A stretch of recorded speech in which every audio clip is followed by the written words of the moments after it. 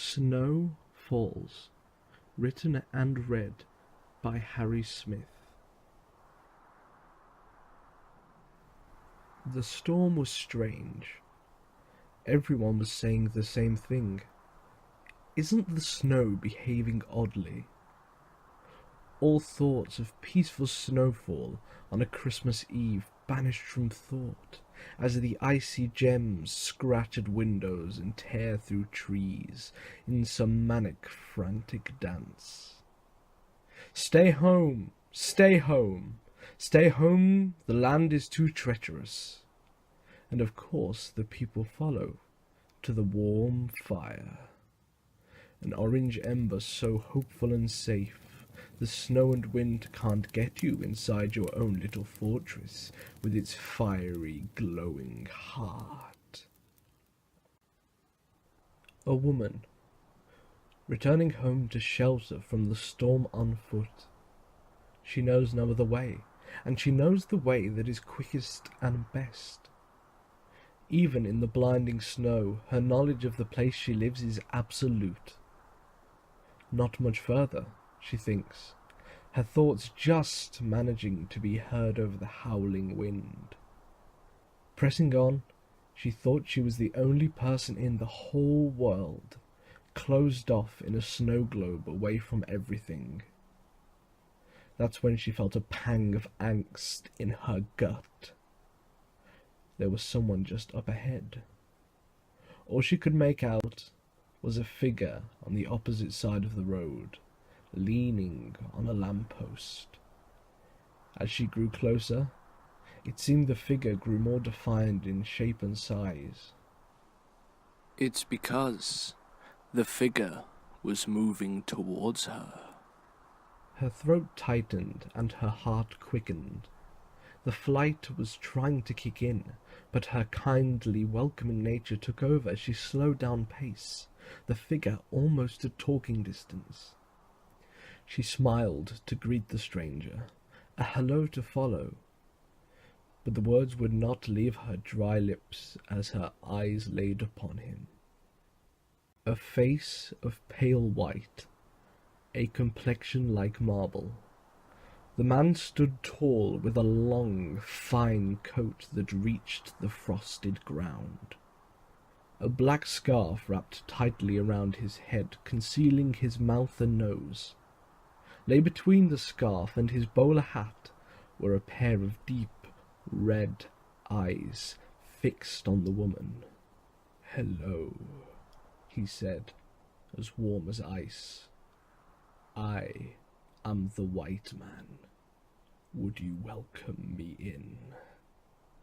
The first thing the woman realized was that he wasn't asking. The next thing to pass her mind was the possibility that the man was lost and possibly homeless, stuck with nowhere else to go. The third thought was her most grave. Just for a moment, she considered letting him into her home. But before she could inquire further to the man, a harsh tsunami of wind blew, throwing up snow into a crescendo of swirling movement. For a moment, time moved slowly. In the gust, the man's scarf blew loose and slacked just enough to make his mouth visible, and the woman swore she could see a cracked mouth filled with razor-sharp teeth, curled into the most sickening smile. Her hands wouldn't move, and her eyelids wouldn't close, so the snow felt obliged to cover the scene. When the wind calmed again, and the white sand dropped, the man was gone, as if never there. His red eyes and jagged teeth burned into the wind. Shaken by the whole experience, and still feeling the man's presence, the woman pushed on, seeing the street sign that greeted the entrance to her road was close. Newland Drive, number 1, she told herself, to almost will the last few meters to vanish. Reaching the front door, she scrambled for the keys. her numb hands and desperation prolonging the task. The relief seeped through her body like thick honey as the key clicked the lock, paving her way out of the harsh storm into sanctuary. Before she crossed the threshold into her home, she gave one more telling glance over her shoulder. All she could see was the white, an army of ice tearing at fences and grabbing at her face. She'd never slammed a door harder in her whole life. That brief moment of complete fear sent something inhumane tingling up her spine. Finally, home. Safe, sheltered home. The silence struck her first. The ear-splitting quiet of her home. She no longer felt safe. The gloom of the evening light drew into the hall, crawling around each corner, winding up the stairs. Through the frosted glass of the front door, she could make out the thick snowflakes as they raced by. But no sound. The woman's eyes felt drawn up the stairs to the darkness of the second floor. A fear that set into every person at least once in their lifetime. Fear of the dark, the unknown, and what lies there. The gloom teased her, hiding the top of her stairs, usually visible in normal light, as if to entice her to explore, as if to lure her. Approaching the stairs, the woman rested her foot on the bottom step. She didn't want to go. She wanted to close her eyes and banish the feeling of the white man's red-eyed stare, just to have life as it was. But she's only human. What can she do?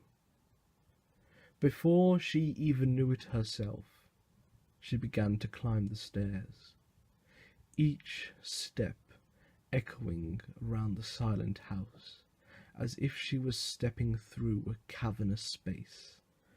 As she drew closer to the darkness at the top, the wallpaper began to peel like dead skin. Photos of her began to distort and crack, depicting scenes more violent and fear-filled. Some just crumbled away on a non-existent wind. Ashes to ashes, dust to dust. Finally, at the top of the stairs, the woman was in almost complete darkness. The dying light took her by the head and gently directed her eyes to the bedroom door.